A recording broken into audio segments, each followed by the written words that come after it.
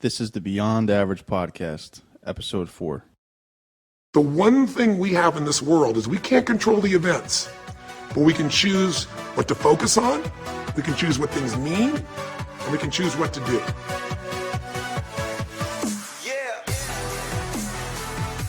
Hey, we're live. Hey, what's going on, everybody? Good morning. We're introducing Episode 4, finally, week 4 already, of Beyond Average. The podcast bringing you a new way to think about entrepreneurship, health and wealth, finance, economics. It's all here. Just trying to educate people, and bring it, what we know, and hopefully share some ideas. Want to tell them where to find us, Palm? Yeah, check out beyondaveragepodcast.com. This show will be beyondaveragepodcast.com/004, and we'll have the show notes on there. Link to all the pertinent information that we discuss, and then check us out on Facebook, facebook.com/beyondaveragepodcast. And we're happy to say we are now the number 4 ranked podcast on all of iTunes. That's not true. That's what I said, really? But we're on our way. How many downloads we got? Quite a few, right? On iTunes? Yeah, we're getting a few hundred. iTunes, really just kind of points to our media file. Yeah. And we can see how many times that file was downloaded, which is kind of how that works. And we're getting a few hundred per episode, so we're off and running. We're kind of ahead of pace where I thought we'd be. Yeah, and I didn't realize how important actually iTunes was until I started doing the podcast. That's like the spot to People who listen to podcasts get it. iTunes is where you want to be. iTunes and Stitcher, right? Or just people go directly to the website sometimes too. But yeah, but I didn't realize how iTunes would be like the bread and butter of getting listeners and downloads and stuff. It's pretty cool. Yeah, so we're off and running. The first couple episodes were kind of about personal development and some books we recommended, some people we talked about. But today we're talking about something that this pisses me off, man. This won't go away. This is an issue that has been around for the better part of 70 years now. And it's always going to be around, popping its head up. Well, unless we have anything to do about it. That's right. But we're talking about minimum wage, and it's just such a frustrating issue to me because on one hand you have people who have good intentions and support this, and there's other people who actually do their homework and realize that most things aren't as simple as just taking a 30-second look at an issue. You actually have to understand what's going on and why you should or shouldn't support something. And anybody who has an objective view of this, I don't understand how you can support it, because right. And like you mentioned to me yesterday, it hurts the very people it's supposed to help. And the worst part about it is you have some very unethical interests in it. I'd call them evil. The ones that really push for it, that do understand it and support it because they understand it, but they support it for the wrong reasons. Exactly. And let's start at the beginning. So yeah. When did this whole minimum wage thing kind of start? What do you want to jump into that? Because you did a good job at explaining it. I'll never know what we have and everything. Yeah, so I think the year was 1938 was the first time that the minimum wage law was enacted, and it only affected a very small percentage of workers in the United States. Right. And I think it was only a certain group of federal workers. And even at that, the minimum wage was so low that it really didn't have any meaningful effect. So essentially there wasn't really much of a minimum wage, even though it was a law, until the 50s or 60s, when we declared the war on poverty, And I don't know what you think, but anytime the United States declares war on anything, watch out, because we're gonna fuck something up. Exactly. The war on drugs, the war on poverty, the war in Iraq and Afghanistan, those were an absolute disaster. We declare war on anything, watch out, because we're gonna mess it up. Yep. And poverty is no exception. So, to really start, it was really pushed as like a mainstream issue in the 50s and 60s. And what happened was it was the labor unions who supported this.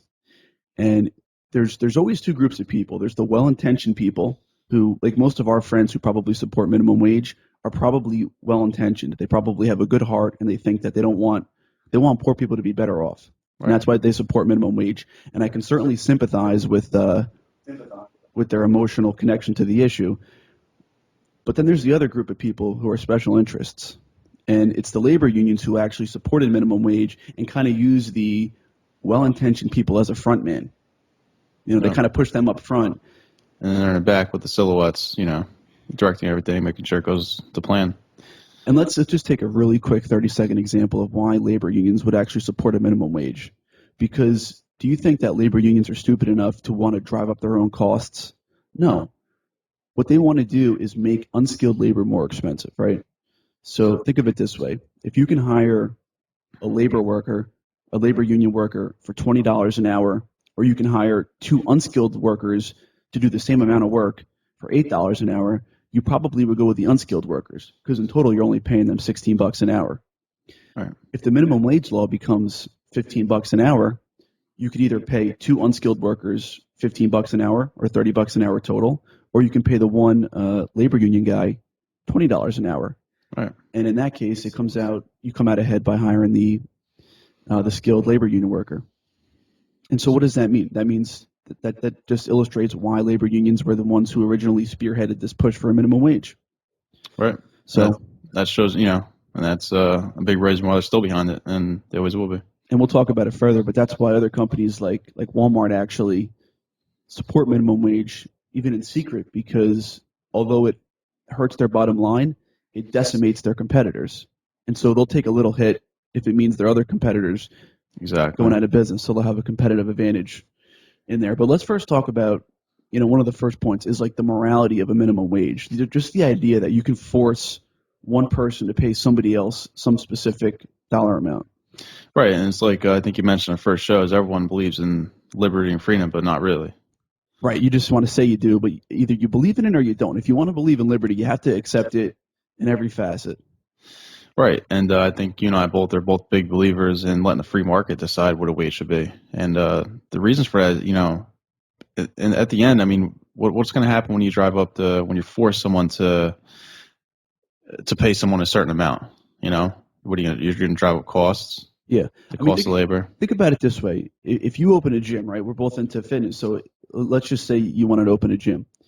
You literally took your life savings, everything you worked your entire life for, and put it into this gym. You're the one who dedicated your time. You sacrificed, weekends, all these other things, and you put all your money. You accumulated all this capital, and you're taking all the risk. You're literally creating a business from nothing, creating jobs, and then the government's going to come in and tell you, oh, well, wait, you have to pay someone a certain amount per hour. It's your business. Right. Those are your jobs. You created the jobs. You should be able to pay somebody whatever the hell you want. Now, listen, you're not going to want to do you want a shitty gym or a good gym, right? A good gym. You never want, yeah, of course. So are you going to pay as low wages as you can, or are you going to pay just enough to get the adequate level of talent that you want? You're going to pay that. You're going to pay just enough to keep yourself afloat in business and profitable, and enough to keep the workers that you want, the skilled ones, the ones that are going to come there with a big smile on their face. Yeah, of course you're not going to pay $2 an hour because you can get a $2 an hour worker, and that's where the free market comes in. Now, if you wanted to hire me as a trainer, and I don't know how much a trainer makes, but let's just pick an example. Let's just say it was a salary, and you offered me $35,000 per year. Okay. And I think that my labor is worth $45,000 a year. Guess what I can do? I can tell you to shove it, kiss my ass. I'm going to go work for Powerhouse Gym across the street. I can do that. That's my prerogative, right? No one has a gun to your head saying you have to work here and stay here at this wage. I mean, it's not. And even better, if I don't like what you're doing, say you open a Gold's Gym, I can open up my own Powerhouse Gym across the street and put you out of business if I wanted to. Right. That's the beauty of it. But people don't really think in terms of the employer. All they think is that everybody who's an employer is a Walmart and some big evil corporation. No, a lot of these are small businesses who are operating on razor-thin margins. Guys working 90 hours a week, barely making any money. You know what I mean? Maybe he's not that great a businessman, but he went out on a limb and opened up a pizza shop or something. Just doing it, yeah. And now you're going to legislate a minimum wage? It doesn't even make any sense. And everyone, and the reason why they cater to employees is to buy votes, really. That the politicians say, whatever they can and will say to make everyone happy so they can, get votes. But they don't realize is that when you force these laws and rules on employers, you're actually hurting employees, the very ones you're trying to protect. So it just doesn't make any sense, because what's gonna happen when you up the minimum wage to $15 an hour? Right. You would probably like to have 4 trainers in your gym at any one time. But Right. because of the, and maybe it wouldn't affect the gym owner. Some businesses are more or less affected by minimum wages than others. But let's just say, whatever, a pizza shop. You would like to have 4 people on staff, maybe 2 people, cooks, 1 delivery driver, and a person at the register. But now you have to get by with 1 cook because, your costs of your labor costs are skyrocketing. Yeah. Right. So you're destroying jobs. And then that's when the whole black market of employment comes in, is because you hired the Spanish cooks in the back, pay them cash under the table, not record. It's all because of these laws. Like, Yeah. they just gotta. I mean, I just don't understand it sometimes. The more you learn about it, it's how ass backwards it is. Well, let's start from like a purely economic standpoint. So, Okay, yeah, whenever you're artificially fixing prices, in this case, setting a price floor, if you look at the supply and demand curves, go back to Econ 101 in high school or college, right? it's the first thing you learn when you walk in the door. Yeah, supply and demand curve. When you create a price floor, what you're actually doing is you're going to create a surplus, because people would be willing to work for $5 an hour, Right. but now you can only pay $7.15 or whatever the minimum wage is. That surplus is unemployment, right?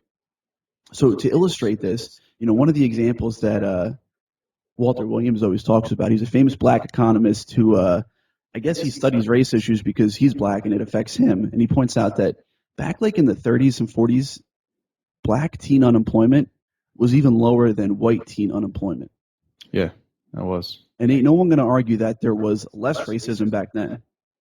You know what I mean? In some of the worst times in America, as far as race relations go, there was less black teen unemployment than white. But they had less violent communities and better jobs. Right. And then percentage-wise. Now fast forward to the minimum wage era. Black teen unemployment is like 50%. It's absurd. And all these racial issues you're seeing on TV, that's all caused by this poverty. That's orchestrating all this. Right. It's a cycle that people get trapped in. And the reason we mention black teenage unemployment is because if you look at the statistics, most of the people working on minimum wage are minorities. And so we're going to illustrate how this policy is like, I think Walter Williams calls it the most anti-black law on the books. It literally hurts the very, very people that it's supposed to help. Right. And the politicians, I almost said they aren't stupid. A lot of them are. Not all of them are stupid. Some of them who support the minimum wage are idiots. And some of them are just taken by the special interest groups. The labor unions in their pockets who are donating millions to their campaigns. Yep. And that's why they support these things that they don't really believe in. Exactly. So let's move on a little bit. What we want to talk about is, why is the minimum wage bad for teenagers? Because even though, like we mentioned, black teen unemployment is 50%, I think white teen unemployment isn't quite that high, but it's well over 20. No, and just young people unemployment right now in general is at an all-time high. Yeah. Yeah. And because what it essentially does is it knocks the proverbial bottom rung off the ladder. To become a skilled worker, you got to start somewhere. You need to learn skills. Exactly. And no one's going to pay you $12 an hour because you're not worth $12 an hour. Not yet. That's up to you to go find it's going to be a low-paying job because you have no skills. And that employer has to teach you. It costs resources to do that. And he can't pay you $12 an hour. Plus, there's hidden costs of hiring somebody, such as payroll tax and all these other things. So it's not just $7 an hour that they have to pay you. Right. It's probably more like $12 or $13 an hour out of the employer's pocket. It's very expensive to hire people. Yeah, payroll, insurance, exactly.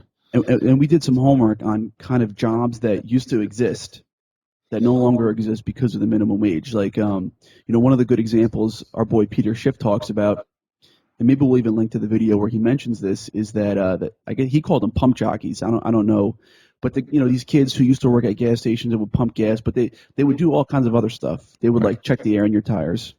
They might wash your windows. They would pump some gas, and then in between fill-ups, what would they be doing? They'd be doing all these things, and they'd be collecting tips. Yeah, and they'd be back working with the mechanics, learning how how to fix cars, how to change oil, how to do brakes, gaining skills. Yeah, So what would happen is, as a kid, 15, 16 years old, you're learning all these valuable skills. When you're 20, 21, you can go out there and either start your own garage or you can become gainfully employed as a mechanic. Right. And now those opportunities don't exist. Now you want to be a mechanic, you got to go to vocational school. You got to pay to get credits, go into debt to learn a skill to get a job. It's freaking ridiculous. And don't get me wrong, vocational schools are great. They're very hands-on, but there's nothing like actually working in the shop, gaining real-life skills. I mean, in anything in life, actually doing it and being there in the industry, on the floor doing it. Yeah. And that, like you said, the opportunity is taken away. Now you have kids just hanging around doing nothing after school. Maybe sometimes causing trouble when they could be out there working, learning skills for a low wage. Yeah. Two other examples we saw that we looked up was apparently kids used to bag your groceries, bring them out to your car. Have you ever seen that? Not anymore, unless it's like an elderly woman, and then someone from the store helping her get it to the car. That's it, though. But certainly not regularly. Or No. At a movie theater, apparently there used to be ushers that would help you find your seat or kind of get people into the theater. There's nobody in there anymore. No. And people don't understand it's all related. You know what I'm saying? And they think, how do you make people are going to say, well, how do you make that correlation between unemployment in those areas and the minimum wage? Well, one of the big arguments is that, well, we need the minimum wage because, if you were a movie usher only making $5 an hour, well, you can't raise a family on $5 an hour. And you're 100% right. You shouldn't. If you try to raise a family on $5 an hour, you're not going to do it. You're not supposed to do it. That's the whole point. And the sad thing today with the low paying jobs that are out there now are being taken up by the elderly because they can't pay their bills. Right, because they have to go back to work and earn more money, so that they're competing with now the young people. A minimum wage job is supposed to be something for you to learn skills. Yeah. Most minimum wage workers should be teenagers who have zero job skills, right? So for the first time, you're going to learn how to show up on time, be accountable, manage inventory in a retail store, work a cash register. These stupid things that, it doesn't take you that long to learn. But at least you'll have some sort of track record of, hey, look, you know what? I did work at McDonald's for a year and a half, but guess what? I still work there. I didn't get fired. I showed up somewhere on time for a year and a half. I worked the cash register. I prepared food. I dealt with customers.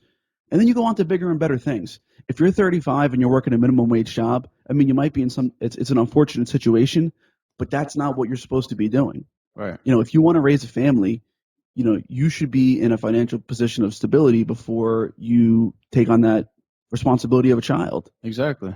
And the reason I mentioned the elderly the elderly example of competing with them for the part-time jobs is just to show you that, the young people today are being attacked by all angles. They got the minimum wage keep making it illegal to hire them.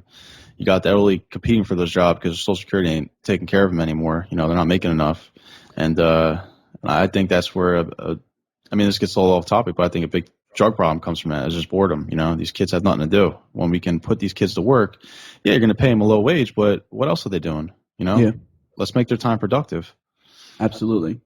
And so just the whole idea doesn't make any sense. And, people are calling for different things. Like I heard one politician say $22 an hour they want. The big thing is $15 an hour. I think Obama wants $10 an hour, but. Well, what's going to happen? Those jobs aren't going to exist anymore because because their productivity isn't $15 an hour. I mean, I'm sure you've seen the pictures of the order yourself McDonald's now, just like they have Wawa. Yeah. They're already doing away with the cashier because they realize this. They're only going to keep a few people on staff because that's all they can afford at $15 an hour, just to keep the machines going, and that's it. And here's the thing you don't understand about that the average person doesn't get. At $6 or $7 an hour, it makes financial sense for McDonald's to have a person there taking your order. Right. Because there's something to be said for talking to a person. The numbers make sense. It's more welcoming. But if you have to pay $12 an hour, there's a point at which maybe it's $10 an hour where a computer becomes more of a viable alternative, where you put a touchscreen in front of somebody. Yeah, and instead of dumping that money into employment, they're dumping that money now into R&D to come up with these better devices than there's computers running their systems. Now, when that happens in the free market on its own, it's a good thing. Like when we replace gas cars with electric cars eventually, that's a good thing because that means prices are coming down and eventually everyone's better off because you get a better, more efficient car for a lower price. But when you do it because of legislation, all you're doing is driving up costs. Right. Because you think McDonald's is going to just take a hit on their bottom line? No. They're going to pass it along to you. Right. You know, your $1.29 cheeseburger is going to be $3.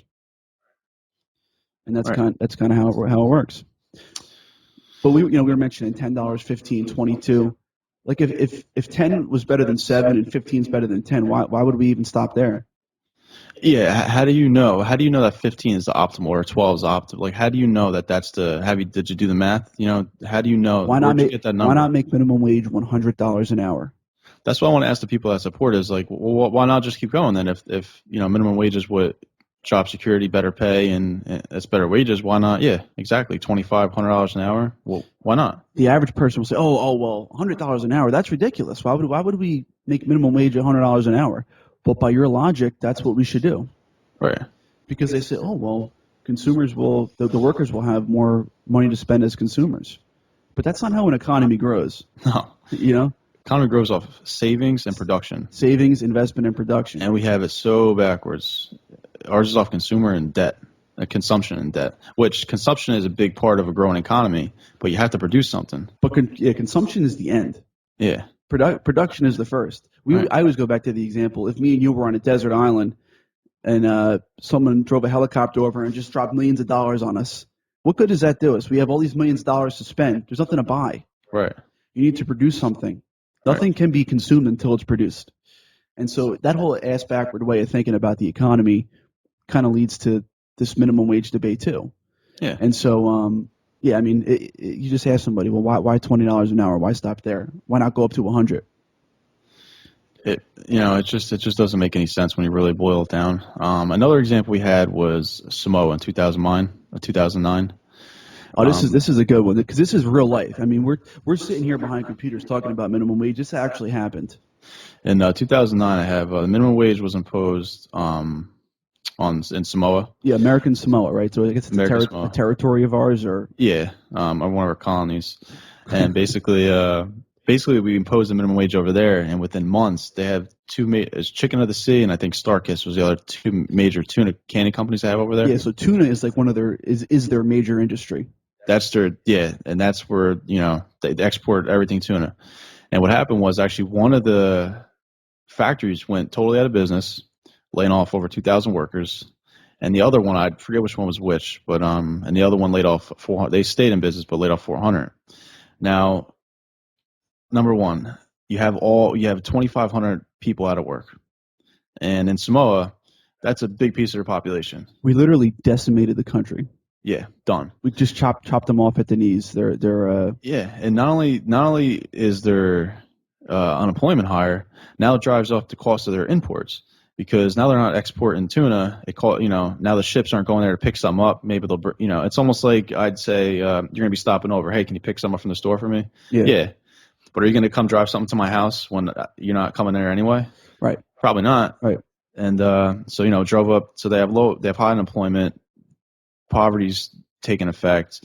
The costs are going up. And they were begging the United States to reverse this legislation. And I think we did, right? To kind of fix their situation. I'm not too sure. Did we? We have to double check on that, what ended up happening there. But the thing that really pisses me off about it is, what do we say, 2,500 people who were gainfully employed, they wanted to work there. Yes. And they were producing something. Those jobs, canning tuna, whatever they were doing, beat all of the alternatives. What does that? But what does that really mean? That means that instead of pumping gas, instead of being a fisherman for some other type of fish, instead of working in a store, instead of working for the government, instead of being unemployed, they thought their best alternative was to work for Chicken of the Sea or Sunkist or not Sunkist. What's the other Starkist. one? Starkist. And then they get their jobs taken away from them because they become illegal to hire. Right. You have a willing employer and a willing employee who want to engage into a contract for the labor of the employee, and it becomes illegal. It just blows my mind. How can you support that?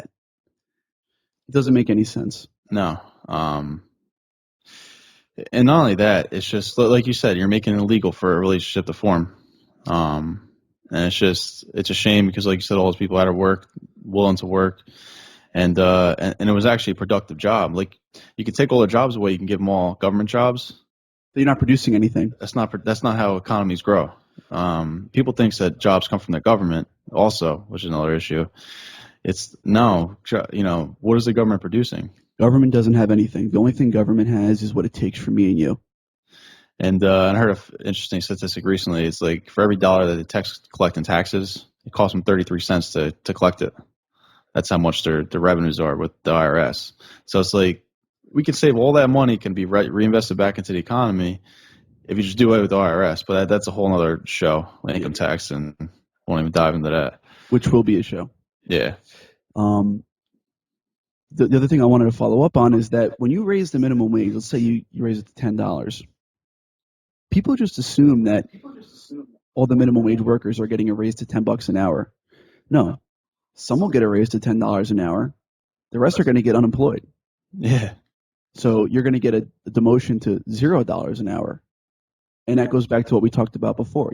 There's 3 people on the counter for McDonald's. Now there's going to be one who kind of manages the machines, and the machines will take your order. Right. And now they have zero income. And if they're lucky, they have 60% of their income because they paid enough into unemployment to collect some. And I've seen Terminator too many times. The more machines we get, the less I trust everybody.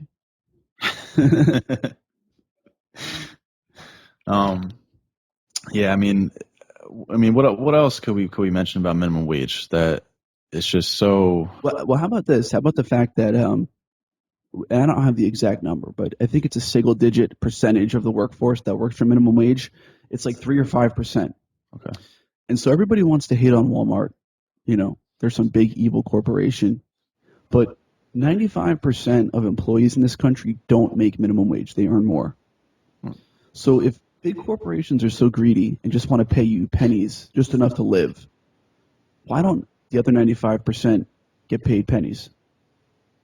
Do you know what I mean? Yeah. Like, if 95% of the population who works is getting more than minimum wage, that means that they have skills that they can demand a certain dollar per hour. Right. Because their skills justify that. So you can't say that corporations are these big evil monsters when they literally can't pay you less than you're worth because you'll just go to somebody else. Right. And this is America. If you don't like what someone's not paying you, start your own freaking company. Yeah, exactly. Yeah, that's somewhat, that's an argument that I like to bring up people that say something about Walmart or, all right, well, can you do better? Start your own business. And the other thing is, like we said before, that beats all your alternatives. So if you're working at Walmart for $7.15 an hour, you made a decision that's better than being unemployed. That's better than working at Target. That's better than working at a convenience store. That's better than working at a supermarket. That was your best option.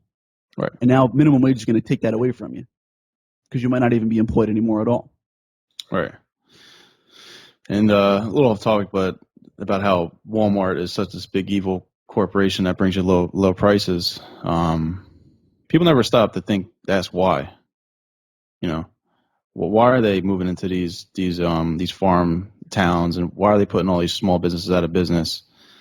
I mean, because everything's inflated. It's a lot cheaper to ship it over from China, and everybody wants to enjoy low prices at Walmart, but nobody wants to have them pay what they feel are fair wages or Right. market rate wages. I mean, listen, if you want to work at Walmart, that's a great starting point. You might learn how to work a register or whatever, but you really have no marketable skills because somebody else can learn that job within hours. Right. So let's say you work at Walmart for 6 months. You learn how to work the cash register. You learn how to take inventory and all this stuff. Then you get a job at BJ's or Costco or something making $15 an hour, and you move up the chain like that. It's not supposed to be your career for the rest of your life. No. To be making minimum wage. Even if you stay with Walmart, you move up the ranks to manager and so forth. And then how are you ever going to get to that point though if you can't get started? It's illegal to hire you. It becomes illegal to hire you, and you like you said, you take off the bottom rungs of the ladder. Yeah, it's Oh, and also we touched on internships, kind of how they sprung into existence. Yeah, this goes back to the whole hypocrisy in Washington. And before we get into that, we'll just mention the Socialist Party of America was lobbying for $20 an hour minimum wage. They had people on their staff that they were paying $13 an hour. I think it might have been Elizabeth Warren. There was some other politician who was advocating raising the minimum wage, and they hire interns at $0 per hour. Yeah. I mean, if you want to take the moral high ground on the minimum wage issue, you don't have to wait for the government to raise the minimum wage for you to give your employees a raise. Right. If you think employees deserve $22 an hour, pay them $22 an hour. You don't Yeah. need to wait for the government to do it. No. You know. It's ridiculous. And But tell us about the internships. well, that's kind of where they stem from, is because all the minimum wage started climbing up, and companies realized, well, hey, we can work some out with colleges. There's a certain surplus of college students looking for something to do in the summer. Let's start doing internships. You don't got to pay them, count them towards college credits. Well, now the government's getting involved in that too, saying that you can't do internships. You got to pay them now a certain amount. You got to do this. You got to do that. Well, you know what's going to happen? Companies are going to stop doing internships. Yeah. Then what are you going to do? Then you have no way to get your foot in the door. And now it's very valuable. You can graduate college and you can say, hey, I did an internship over the summer at Vanguard. And then, the next summer I worked at a big accounting firm, and I have all these skills. You have a good chance of getting a job. Well, soon internships ain't going to be there. And don't get us wrong. We don't believe in the minimum wage. So obviously we think that it's okay to pay an intern $0 per hour. But we're just pointing out the hypocrisy in Washington, saying that you can either pay somebody $7.15 an hour or you could pay them $0. And I just want to point out the ripple effect of these laws, because they don't just affect the betterment of employees.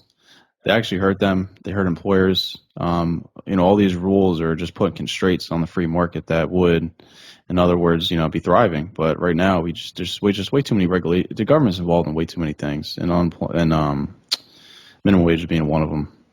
It's really the overarching theme of the show is that you shouldn't be depending on government for anything. You should be self-sufficient, self-reliant, and if you want something, you go out there and you get it. You know what I mean? Don't be waiting around for anybody to give you a handout, because it's not going to happen. No, and I think it's just a false sense of security, especially, this is going to be another episode, is 401ks and pensions. It's just a false sense of security, because you're promised that dollar tomorrow. What if that dollar's not there? What are you going to do? They're already not there. As far as pensions go, 401k, I would say it's probably better than not saving anything. But you know what? This should be up to the employee. They should be planning their own retirement fund. You should be making your own decisions, right? Exactly. And the thing is, if the government didn't jump in like this, free market companies, they would have emerged. Education companies, their own retirement companies.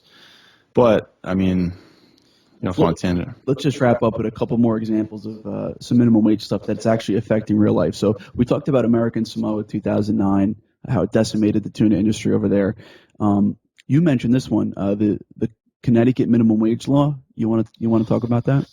Yeah. We'll post a link in the below of this video too. Peter Schiff does a whole episode. Half of it's on this. He does a better job explaining it. But basically, the new law was any employee not being paid $15 an hour.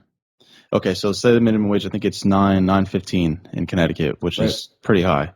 And so any employee not being paid 15, in between $9.15 and $15 an hour, $1 tax will be added to that employee.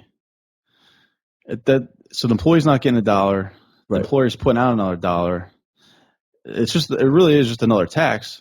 But again, the politicians code it as this, this is to get wages up, but it actually drives wages down, because that's $1 that. And you mentioned that it's only for companies over 500 employees. Yeah. So they're going after the big companies. So basically, if you're at 480 employees and you're in growth mode, you might think twice about hiring over 500. Exactly. Or if you're paying someone $12 an hour, well, maybe I'll pay you 11 now, because now I got to pay an extra $1 of tax. Exactly. And again, it's another example of it hurts the employee. You're hurting the employee. Yeah. Exactly.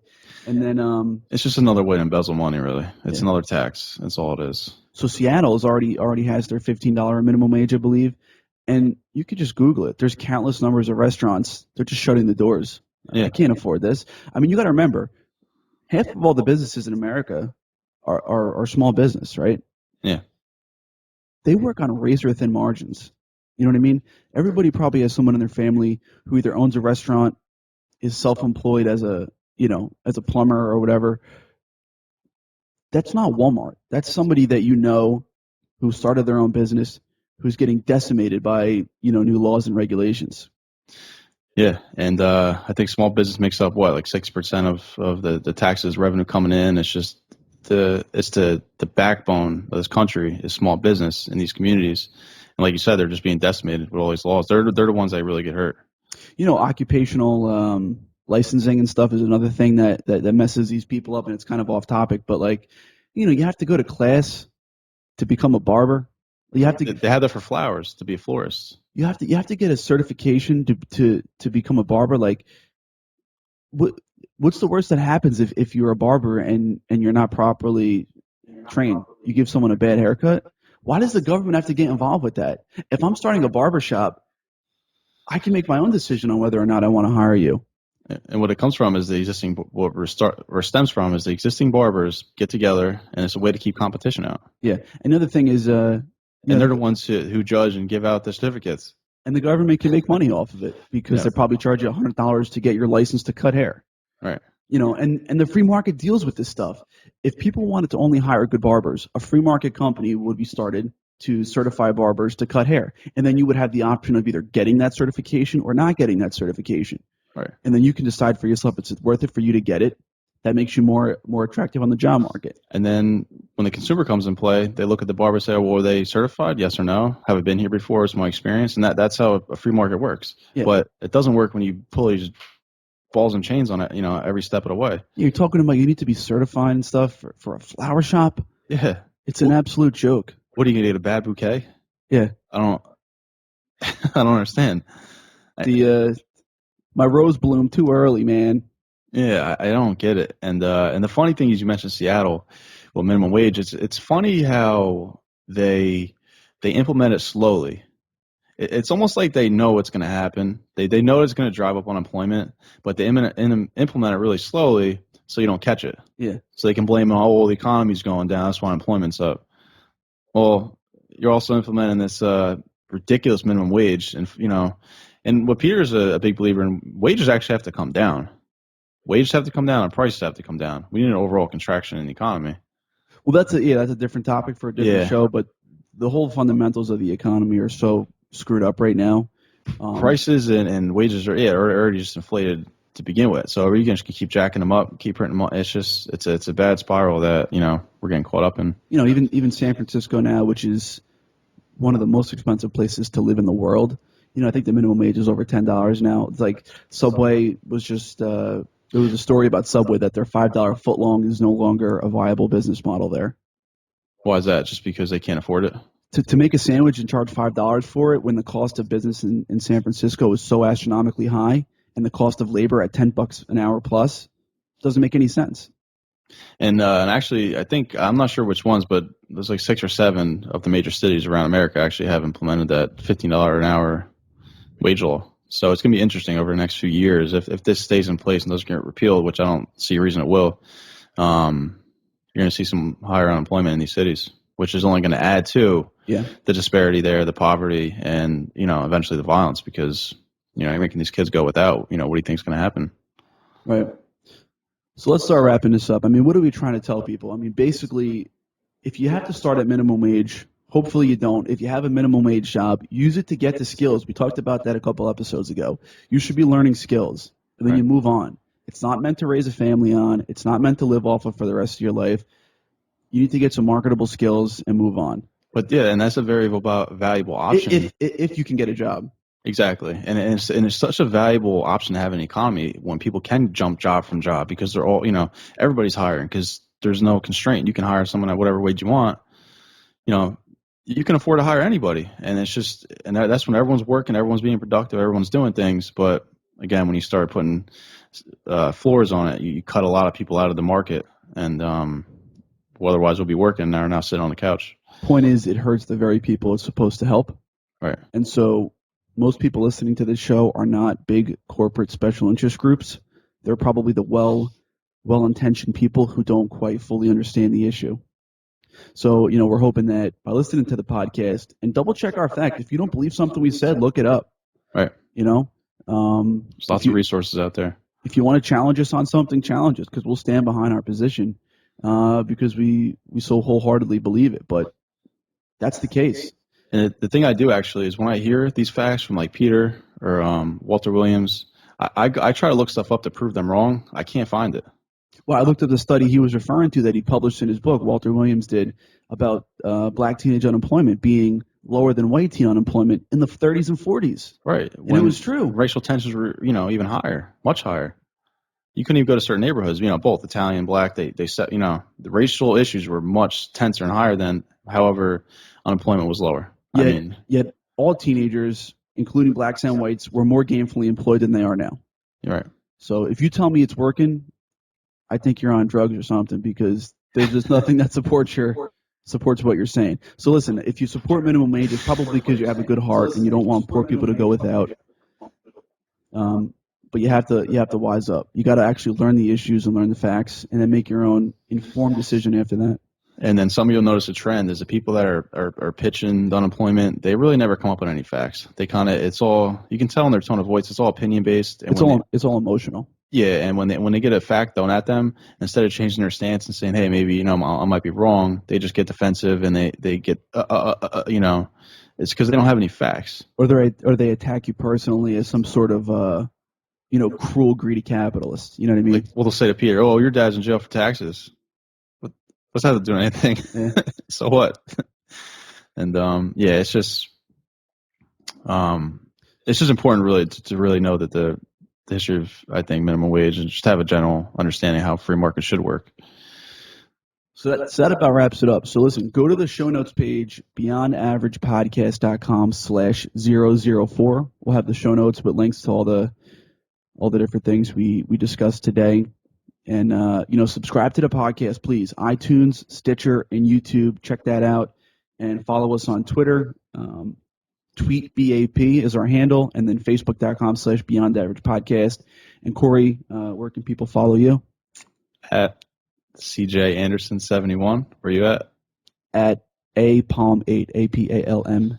And we just wanted to thank everybody for listening so far. We have we're actually getting a pretty solid follow, little fan base. Some from our friends, and I wonder if some other people out there listening we randomly found on Twitter, but we're definitely getting some little traction. So, I want to thank you guys for listening and tuning in. We appreciate it. It's been fun, and stay tuned because we have some cool ideas coming up, including in the next few weeks we'll be doing an episode on how to podcast. Yeah. Because everybody's got something cool to share, and if you've ever thought about doing something like that, we want to help you out. So. And I think people think it's a lot more difficult than it is. It really, how long did it take us? A couple hours on a couple weekends, and then we were up and running. So that's basically it for this week. Thank you guys for tuning in, and we'll see you next week with episode 5. All right. See you later.